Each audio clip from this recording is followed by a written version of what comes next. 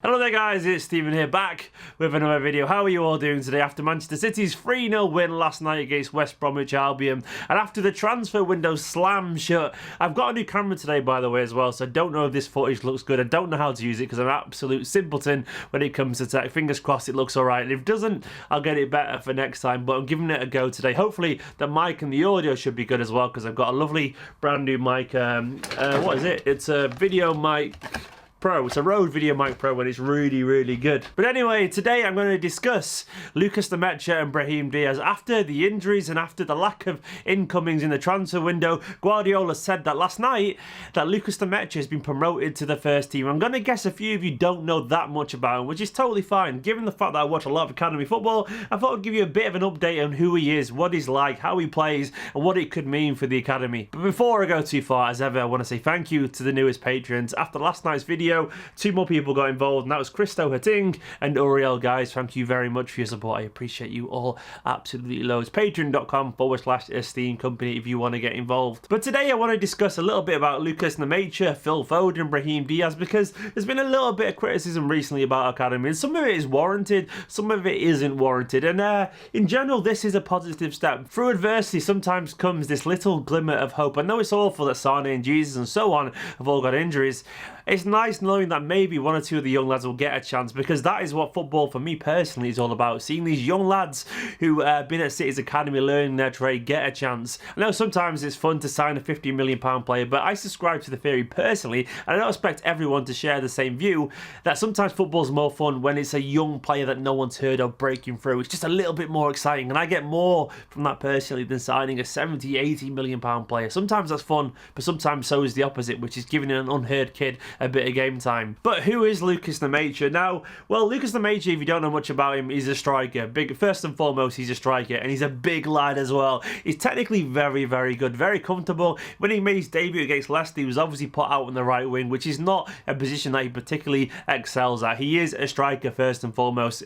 It's easier and usually very fair to put a young lad making his debut, a striker, out on the wing. It's a low-risk kind of position. It's a little bit less important. They get to use their physicality, and in general, it eases them into football. But if he does get involved in the first team, I want to see him used as an actual striker, because that is where his strengths lie. He's very clinical for our youth team. He's scored a whole host of goals over the last 2 or 3 years for the EDS on the under-18s, and he's been one of our main man during the periods of success for our under-18s. He scored plenty of goals when we've won under-18s titles and so on. At his very best, he's impossibly hard to handle. He's very clinical at his very best, capable of scoring with his left foot, his right foot, excellently composed in front of goal with one-on-ones, penalties, and a whole variety of finishes. He's also got very decent height. He's a very big, strong lad as well, getting bigger every single week, and his touch is pretty decent as well. Yes, he is raw around the edges, but he's the kind of player that could hit a period of form and be nearly unplayable on his best. I don't expect him to settle immediately into Premier League life, given the fact that he's mainly played at EDS level, which is a vast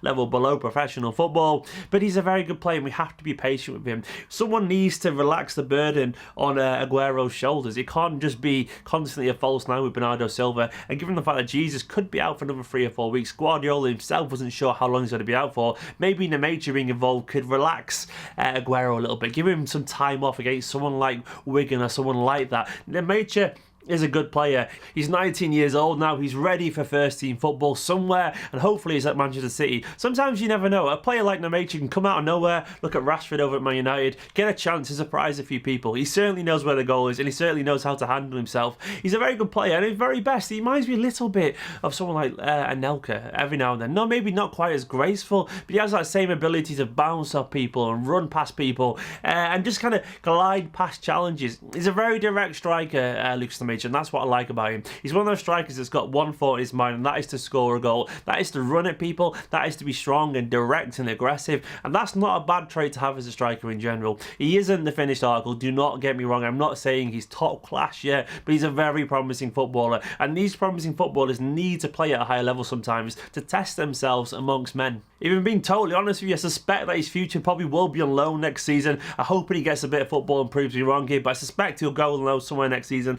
maybe to visit NEC Breda, someone like that, and get game time and develop a little bit further. But for now, a few games for the first team, that would be absolutely vital for his development. What a lot of people don't tend to realise is that not every young player has to be potentially world class to be useful. Look over the years at Manchester United, the likes of John O'Shea, Danny Higginbotham, Luke Chadwick, people like that. These kind of people now, and it could even be Tuanzebe, Fosu Mensah, these people don't have to be top quality players to be useful. Sometimes they can be in the squad just to give a senior player a bit of a rest. And even though they might not make it world class one day, in that moment they could have been useful given the fact that they were raw, they were energetic, and they were willing to do a job for the team. Look at Zinchenko, he's a young lad currently doing a job for the team, obviously eager to make an impression. And that's what you get from young players. You get that desire to actually impress. And even though sometimes they may not be an 8 or 9 out of 10 in the future, given the fact that they're currently a 6, they push themselves to a 7 just through sheer enthusiasm to make a good impression. They may drop a bit eventually, but that doesn't matter. We don't have to be perfect to be useful.